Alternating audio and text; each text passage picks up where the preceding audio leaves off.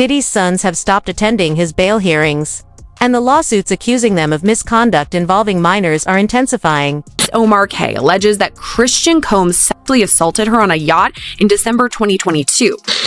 And raped me. He at that point I was fighting, trying to get away from him.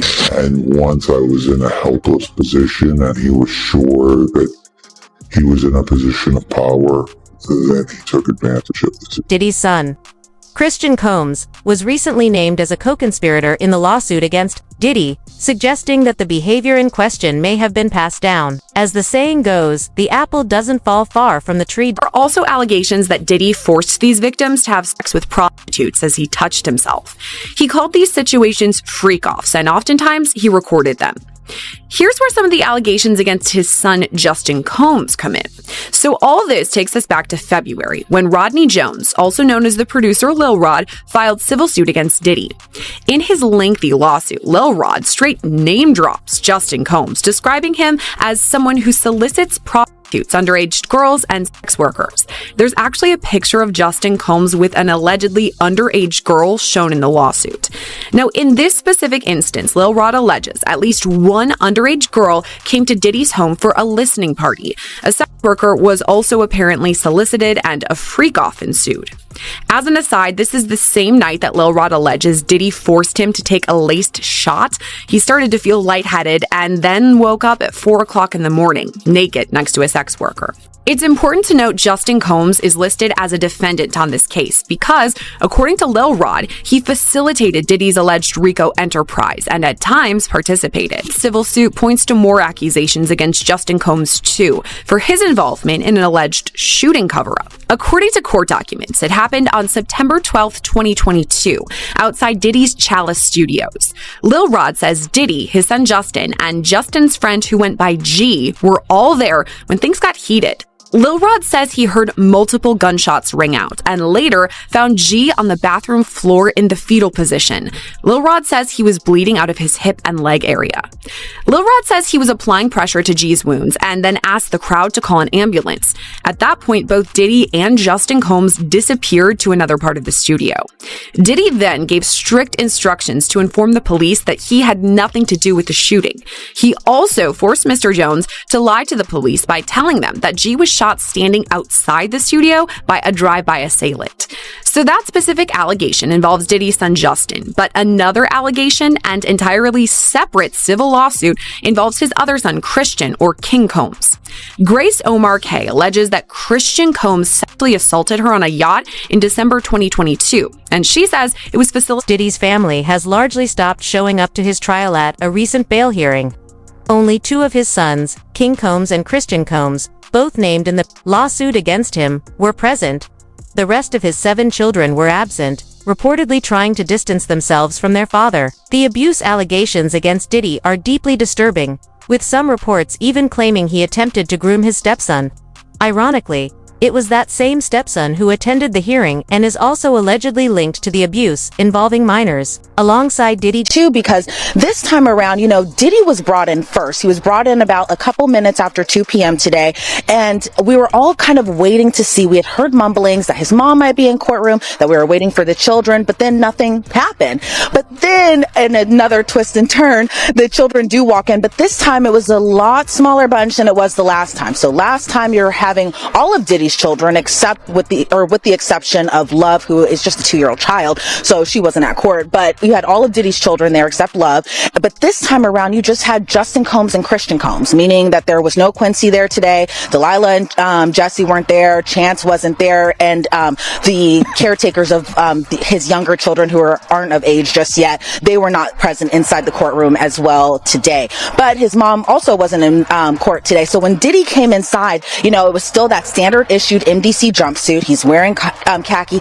From that video of, I think that was obtained by Daily Mail back in September, of Diddy playing hacky sack in Central Park, to now he appeared just astonishingly thinner, which you can expect to be inside a federal detention center for a couple months now. A lot different from the luxury lifestyle that he was living before, but he appeared very noticeably thin. Courtney Burgess, a friend of Diddy's late ex-wife Kim Porter, is reportedly turning over tapes that allegedly show Diddy in inappropriate situations involving minors. He's now being sued by Diddy's son. Interestingly, Diddy's sons appear more concerned about the potential money Burgess could earn if he publishes Kim Porter's memoir than about what their mother had to say. That memoir, along with 8 of the alleged tapes, is reportedly now in FBI custody. He owns the rights to a book that was reportedly based on the alleged memoir of Kim Porter. In fact, according to TMZ, Burgess' phone was seized by the feds, and on it was a copy of a flash drive with material that was used in this book. Here's the problem. Christian and Quincy Combs, these are the sons of Diddy and Kim Porter. Quincy's actually adopted by Diddy. But they are reportedly fighting back, and they have sent Burgess a cease and desist letter to prevent the further sale of this book. They argue this is just an attempt to capitalize on Porter's fame and that they own the rights to her IP, her intellectual property, like her diary entries, her potential manuscript. As her heirs, they own it. And they also want an accounting of current sales of the book. To be clear, though, they aren't acknowledging that there is, in fact, a long-lost memoir from their mother. In fact, they've actually denied that before when there was a similar book, a derivative work, we'll talk about that, published by this guy named Chris Todd on Amazon. They were adamantly fighting against that. They said that their mother wouldn't write this. But what they're basically saying is if something should exist. In a recent interview on News Nation, Courtney Burgess shared details about the so-called freak-off tapes allegedly given to him by Kim Porter. These tapes reportedly show multiple celebrities involved in abusive acts, with victims who appeared to be minors and under the influence of drugs, aligning with past allegations against Diddy. While it's unclear if any of Diddy's children were directly involved, the fact that his stepson was pictured at one of the events raises serious concerns. Those statements include descriptions of what the witness says he saw on those tapes. So I asked him about that, and he answered what he could, given the limitations imposed on him after testifying before the grand jury. Out of those 8 videos, 8 celebrities, 6 men and 2 women, how many of those 8 celebrities were close to being underage or potentially underage? 2 males. 2 males. And of those 8 celebrities, how many of them were intoxicated or under the influence of drugs? This is going to be all speculation. I just want to preface it by he wouldn't know if they were. Right. Sure. Appear to Let be. me rephrase it. Based on, yes. Understand. Out of the 8 celebrities who were recorded having intimate relations with Sean Combs, how many of them appear to be either inebriated or intoxicated or under the influence? All of them. All of them. Out of those 8, how many appear to be potentially victimized? How many might have been victimizing? I think all, to be honest, all. Were victims They or victims. were perpetrating? Victims. They were all 8 were victimized, Yeah, meaning victim. this was happening to them and they were inebriated. Right. Not knowing, I guess, how much proof it was in it, what they was doing. H. Voice, an artist who was reportedly blackballed by Diddy and worked closely with him early in his career, has claimed that industry insiders always sensed something unusual about Diddy's relationship with his stepson. He says he witnessed questionable behavior between Diddy and his son Christian. And now lawsuits are alleging that Diddy was involved in serious misconduct involving minors. With his son present during the incidents, I don't even want to start those conversations because that's not your child. You know what I'm saying? And for you to keep him that close, it's like you kept him that close because he might got your secrets because he's not your child. So if he's not your child and you that type of person with that type of character, you don't mind actually doing it to him when he finally reaches a certain age because he's not yours. And you know in your mind he's not yours. And now you keep him real close to you. You make sure he don't go to his daddy. Why? We make sure he's separated with him. And you provide him with everything he wants. Why? You got one of them little Michael Jackson secrets. He got one of them secrets that he can't tell nobody because his legacy, his manhood gonna be, and not only that, his brother no gonna look at him crazy. Only Puffy know, only God and Puffy. Quincy, right? I don't know. All I'm gonna say is, I don't know. Yeah, I'll be sure, son. All I'm gonna say is, who's infatuated with another man's son now, like that? Like, you guess that seemed like... The woman bringing the lawsuit against Diddy recently gave an exclusive interview to NBC, claiming that Diddy and Jay-Z assaulted her at an after-party following the 2000 MTV Video Music Awards in New York City. The 38-year-old autistic woman from Alabama says she was drugged by Diddy, lost consciousness, and was harmed by both men. She has also named other celebrities in the lawsuit and stated that fear of retaliation from Diddy and Jay-Z kept her silent for years. You should always advocate for yourself and be a voice for yourself. You should never let what somebody else did run your life.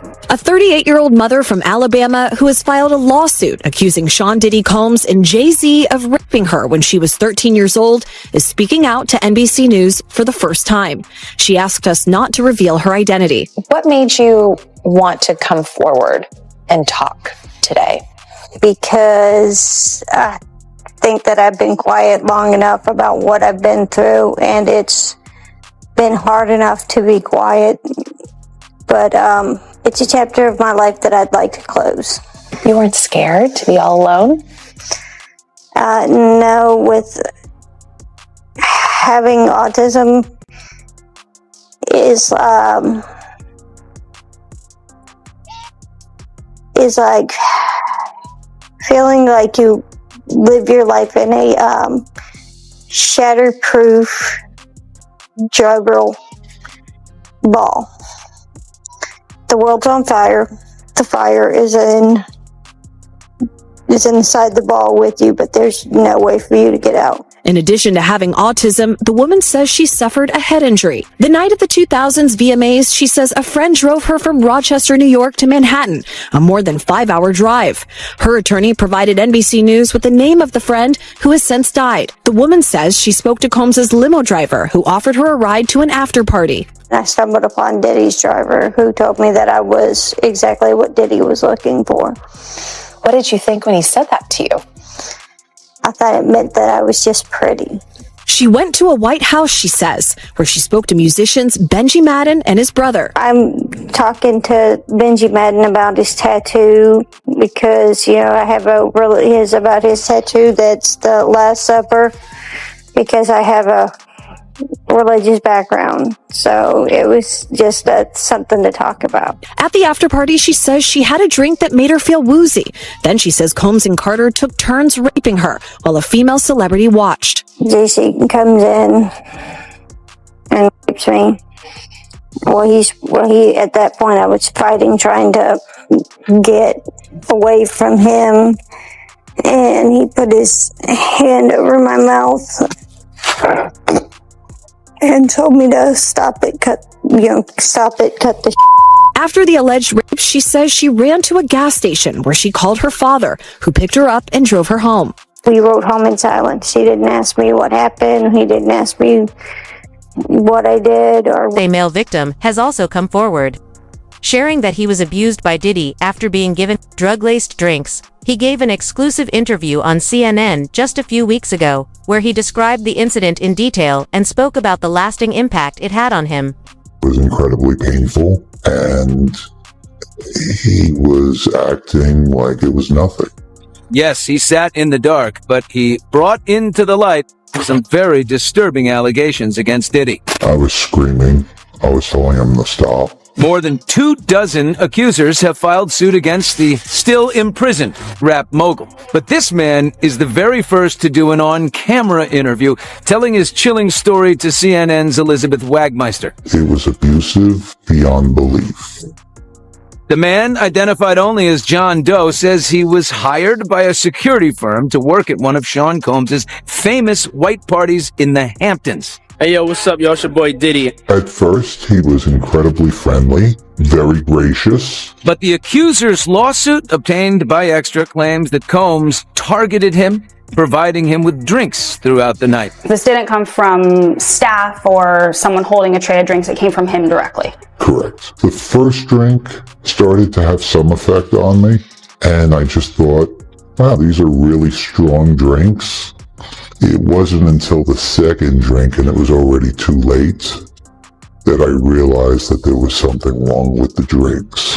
In the suit filed in October, the man claims Diddy pushed him into a van, held him down, and sexually assaulted him. He says he could not escape because he had been drugged. Sean Combs was waiting in the wings. He was watching from some sort of vantage point. And once I was in a helpless position and he was sure that he was in a position of power, then he took advantage of this. Another alleged victim, Thalia Graves, came forward publicly on September 24, 2024.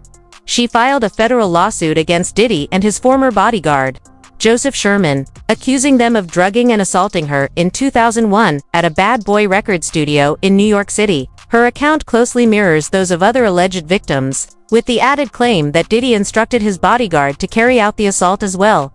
The latest woman to speak out against music mogul Sean Diddy Combs is from Harris County. Yeah, our Rekha Mudaraj is here with more on the lawsuit that was filed yesterday. Rekha? Len and Mia, these are the latest accusations against Sean Combs, and it comes about a week after Combs was indicted on federal charges alleging he used his business empire as a criminal enterprise. Now, yesterday, high-powered attorney Gloria Allred appeared with her client. This is Thalia Graves, a Harris County resident who filed a lawsuit against Combs in New York. We are using her name because she has gone public with her claims. Now, in the lawsuit, Graves alleges back in 2001, when she was 25 years old, Combs and his head of security lured her into a meeting at a New York City recording studio where they gave her a drink that caused her to briefly lose consciousness. When she woke up, Graves says she was bound and restrained and was violently raped by Combs. The lawsuit filed Tuesday also claims the alleged assault was recorded and that the video was shown to multiple other men. Graves says she also faced multiple threats that made her stay silent for decades. The violation I have experienced during the assault has had lasting effects on my body, causing ongoing health problems and complications. The combination of physical and emotional pain has created a cycle of suffering from which it is so hard to break free. I want to continue on this journey towards recovery and healing. I'm glad that he is locked up, but that's a temporary feeling of relief. 54-year-old Combs is in jail facing federal charges, including sex trafficking, racketeering conspiracy, and transportation to engage in prostitution. He was denied bail twice after pleading. Diddy is facing allegations of abusing individuals younger than his own children, which may explain why his family is reportedly distancing themselves from him. The seriousness of the accusations has made association with him highly controversial. If the claims are proven true, the impact on his family could be devastating. Reports also suggest that Jay-Z and Beyoncé were present at one of the events in question and are alleged to have not only witnessed the abuse, but also helped cover it up. About Jay-Z, the artist, the businessman. Well, the complaint begins. Defendant Sean Combs, along with his longtime friend and collaborator, Sean Carter, drugged and raped a 13-year-old girl at an after-party following the 2000 Video Music Awards. Another celebrity stood by and watched as Combs and Carter took turns assaulting the minor. Many others were present at the after-party but did nothing to stop the assault. Combs had been allowed for years to conduct himself in this manner without any consequences. He believes he is above the law. He is not. His close friend Sean Carter has been with Combs during many such instances described herein. Both perpetrators must face justice. So that seems to suggest that Sean Carter, Jay-Z, was not only present or participated in this alleged, what is essentially a crime, but for other instances. And that's really interesting. That's why I bring up this idea of, could he be hit with more lawsuits if you take these allegations as true? Now, the complaint goes on to say, Combs and Carter were not simply occasional collaborators in the music industry. The two men developed a close friendship that has been well documented from the late 1990s to the present. Together, they attended countless music industry events for each other's business ventures, parties, and after-parties. Indeed, the two are apparently so close that Combs stated in 2023 that Carter is the only person, other than Combs' mother, who is allowed to call him by his legal first name of Sean. In 2000, near the height of their fame, power, and influence, Combs and Carter attended the 2000 Video Music Awards in New York City. Afterwards, Combs hosted an after-party for many of the most famous celebrities in the music and entertainment industries, including Carter, which is where the events alleged in this complaint occurred. I should also say that Busby also used this complaint to address an alleged harassment campaign that he claims Jay-Z started after Busby reached out about his involvement in the suit. The complaint reads, Carter was identified in plaintiff's original complaint as Celebrity A. Prior to the filing of this amended complaint, Carter received a letter from plaintiff's counsel requesting a mediation to resolve this matter. Upon present information and belief, Jay-Z responded to said letter by not only filing an utterly frivolous lawsuit, the one that I mentioned before, but by also orchestrating a conspiracy of harassment, bullying, and intimidation against plaintiff's lawyers, their families, employees, and former associates in an attempt to silence plaintiff from naming Jay-Z herein. This effort was meant to scare plaintiff and to discredit her counsel. That effort failed. Indeed, plaintiff chose to file this amendment as a result of the egregious conduct perpetuated by